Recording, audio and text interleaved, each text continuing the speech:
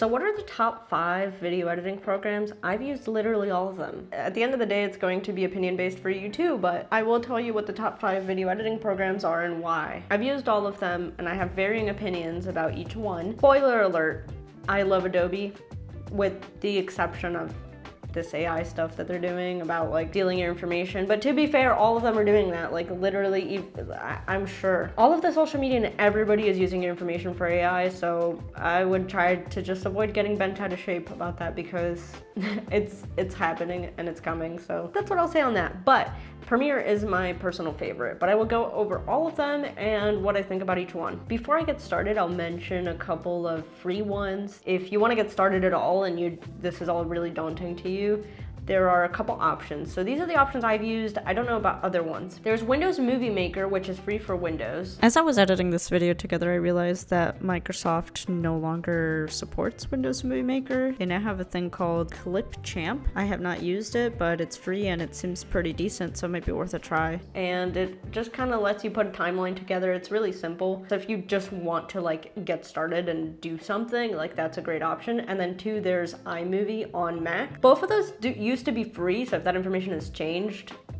forgive me. They're very simple, but if you just want to throw some footage in there and put it together and you want it to be as easy as possible, great option. I've also heard good things about CapCut, which I just looked at the subscription. It's $10 a month, but people say they'll even like edit videos directly on their phone from CapCut, so that's a good option if you're just looking to like get started at all and you don't want to worry about it.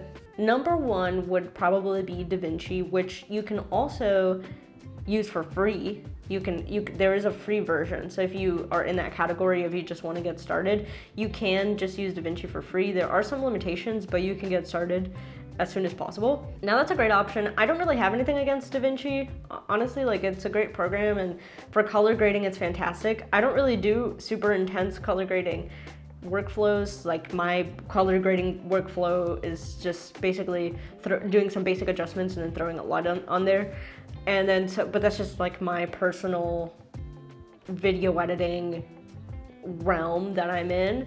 Now, if you're shooting shorts or films or like high-end commercials, and the color grading features on DaVinci are just way better. I don't have anything against it. It's great. That's a great option, is DaVinci Resolve. 2, Final Cut. Final Cut I have used in the past. It's fine. I have nothing against it. I actually quite like how it's pretty, even though it's got a lot more features than something like iMovie, it's pretty intuitive. So it's like pretty simple to use it. So I have nothing against Final Cut. I think that one is a great option too. Well, there's several reasons that I don't use it, but the main one is that it's for Mac and I'm a PC user. I am a gamer and I play games, so the kind of like lean towards PC, and you can't use Final Cut on PC, so that's why I got out of using Final Cut. Number 3 is Sony Vegas. I have no idea if they've even updated this editing program anymore, but I feel like a lot of people that started editing started on Sony Vegas, unless you're like a boomer or something and you started by like cutting film strips and then taping them together. I don't know how old y'all are out there, but maybe that's how you started. But Sony Vegas was, the reason that it was like really popular at the time is because it was really easy to acquire it by certain means. Sony Vegas, it was great. I actually did a lot of my first videos and my like first things that I made were on Sony Vegas, so no complaints there. It's pretty, I don't know what they've been up to lately, but they were really good. Next is Avid. So Avid is kind of like the industry standard for films and TV shows, but I personally hate Avid. I think it's just really expensive. I don't know, it just doesn't like offer everything that I want out of it, and it's also not super intuitive, like the way that things are placed. It's kind of like using a Manfrotto tripod where like stuff is backwards for like no reason. Yes, I have a bone to pick with Manfrotto, but they'll put their knobs like on the opposite side of most other brands. Yeah, just Avid, it's good. It's a good program. Like you can definitely do a lot on it. I think historically the industry was using it a lot because it was really easy to edit with multiple people on it.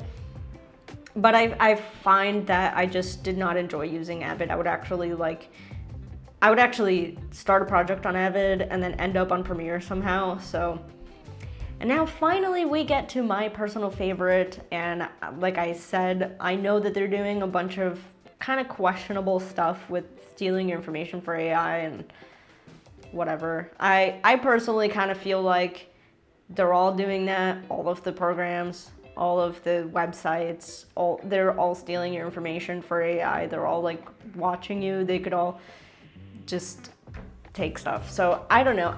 To me, like, maybe I shouldn't feel that way, but I kind of feel like it's not even worth fighting it because it's just what is happening. But the reason I like Adobe and I've been using it for the longest and I continue to use it is because of everything that is offered under the Adobe Cloud. So if you're someone like me that kind of spins a lot of plates at once, you have access to Photoshop, you have access to After Effects, you have access to Lightroom, you have access to Premiere and a bunch of other programs like Audition that I don't really use that often, but it's nice to have. So there's something just completely awesome about being able to do your entire workflow on one kind of subscription and not have to do things here and then put them over here, and then like it's just so much more of a roundabout way than if you're able to do everything in one kind of ecosystem. I understand that people who want to switch over to DaVinci and all this stuff, I just haven't been able to get onto that bandwagon, not for any reason. I guess if I was to switch to another program, it would probably be DaVinci.